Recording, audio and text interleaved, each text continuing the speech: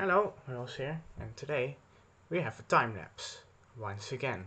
And once again, it involves the HODRC, which is of course my DRC drag racing competitor.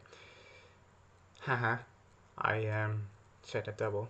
Anyway, you can see the time lapse picking up now, and me removing cubic octagonal struts and the air intakes necessary for my engines, and instead opting to install 2 air intakes per cubic octagonal strut, because that reduces some mass, not a lot, but some mass. And as you may know, there's a 5-ton maximum weight limit on the DRC, so I'm of course optimizing my craft as much as possible.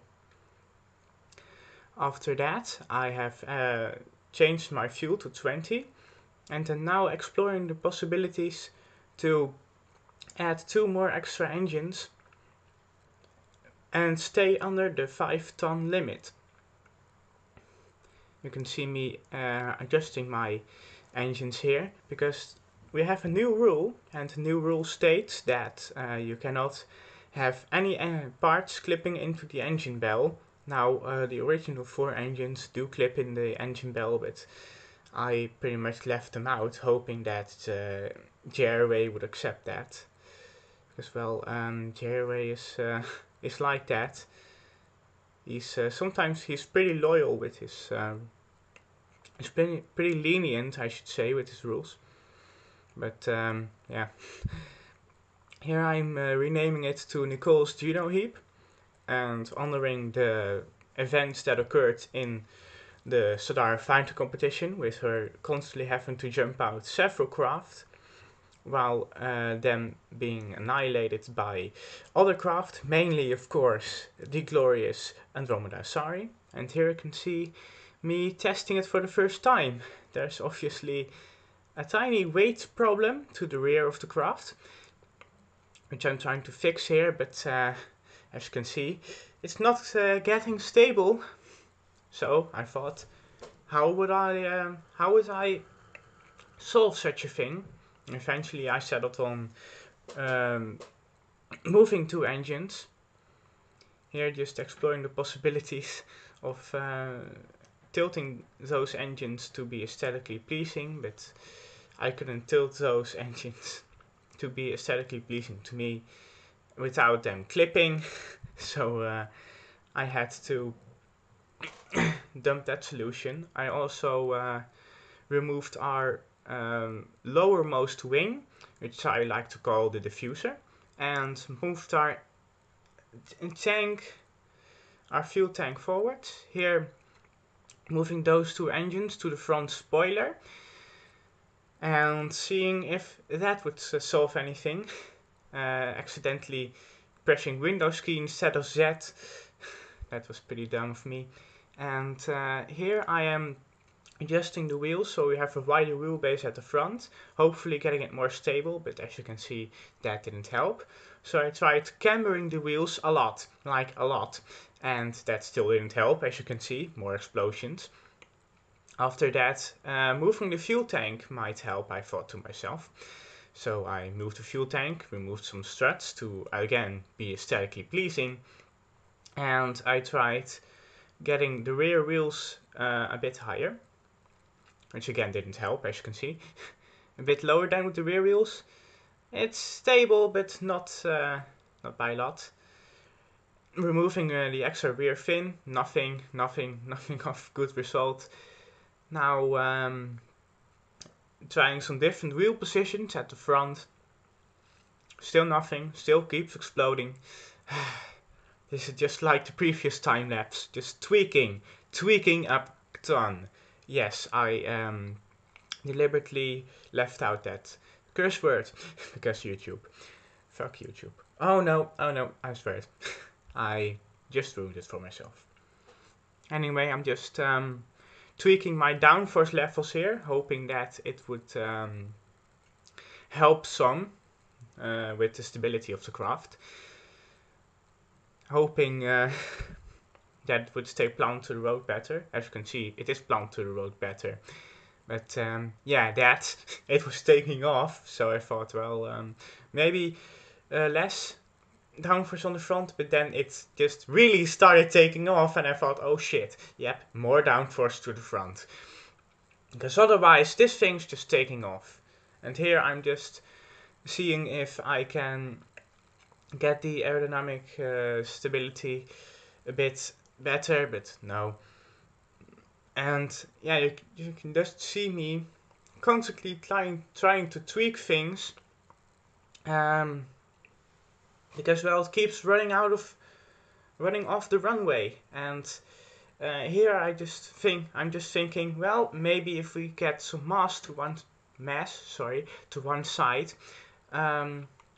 it may lean to that side and run in a straighter line. I thought, well, I have a bit of results here, so maybe I can get it to the other side, see if that changed anything. Which it didn't, seeing by the video preview.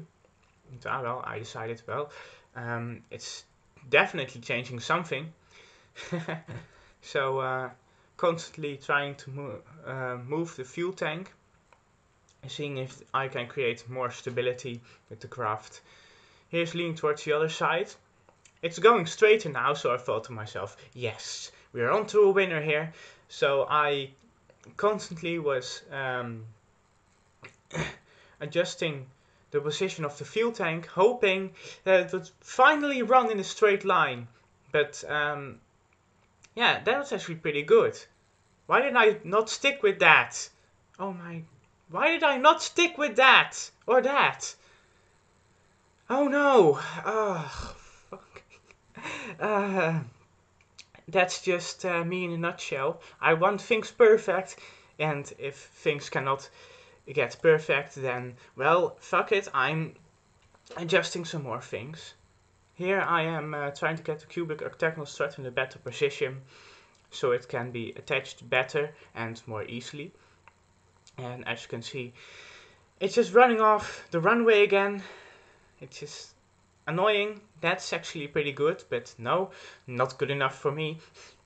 So again, just adjusting the fuel tank, seeing if it runs better. Runs worse that time, so adjusting the fuel tank to the previous position may help. I thought maybe no. So yeah, more running of the craft, more adjusting. And here, that's definitely gotten worse, so previous position my ass.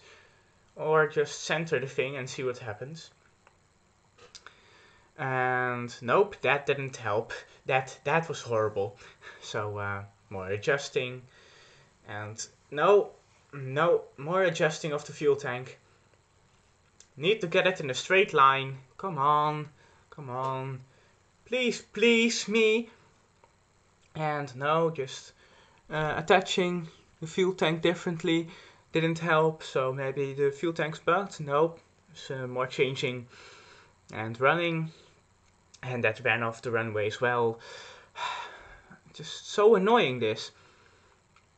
So annoying to watch and so annoying to adjust. And there I just hit one of the lamps at the end of the runway. I thought, well, that's funny. Let's see what happens. But yeah, as you can see, it's not running well. So I thought, well, maybe adjusting the camber of the wheels again. Maybe that's gonna help. And as you can see, it's not helping much. I mean, it's definitely running straighter. So I thought, well, negative the other way the camber then. Nope, not helping. So default positions, see if that changes anything. Nope, that's also just horrible. I'm trying to run it again with SAS and nothing. As you can see at this point, I'm starting to give up running it with SAS instead of just normally without it, which is by the competition's rules. So yeah, or at least what I've seen Jolly Roger Aerospace do is just to run the craft without SAS.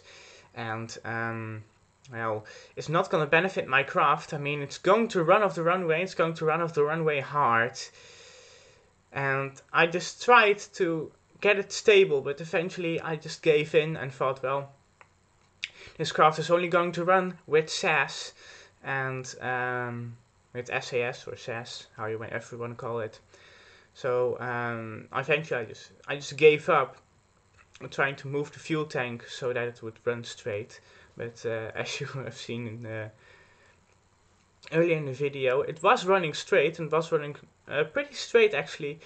And I should have been happy with that, but nope, I kept adjusting.